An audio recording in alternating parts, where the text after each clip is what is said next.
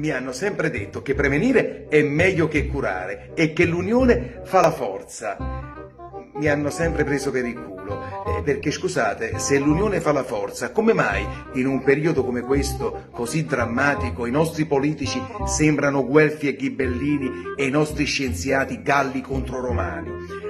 Anzi no, chiedo scusa, per essere precise Galli è contro Zangrillo e ha detto che la situazione è grave, bisogna chiudere tutto. Zangrillo non è d'accordo e gli ha risposto a muso duro: Galli, tu devi stare zitto, troppi galli a cantare, non schiara mai urn. Tu non hai nessun requisito, te lo dico io, il virus si è indebolito. Pregliasco addirittura per arginare il Covid ci invita all'astinenza sessuale. Bassetti, virologo piacente e prestante, gli ha risposto: bello, ma pensa per te, meglio il corona che il fai da te.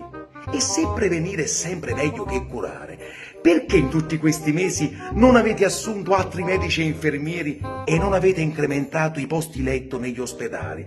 Eravate troppo impegnati con una campagna elettorale show, e che show, devo dire, a tratti esilarante, con momenti di cabaret davvero irresistibili, memorabili quelli di De Luca, con i suoi pezzi comici OGM. Che spettacolo! Che tristezza!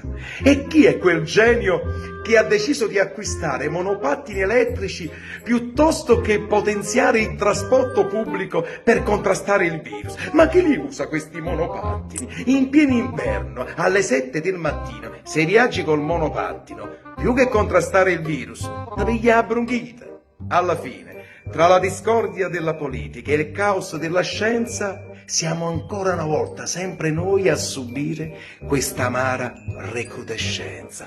Perdonate la schiettezza, ma io sono Franco, anzi no, sono Lino, puro Lino.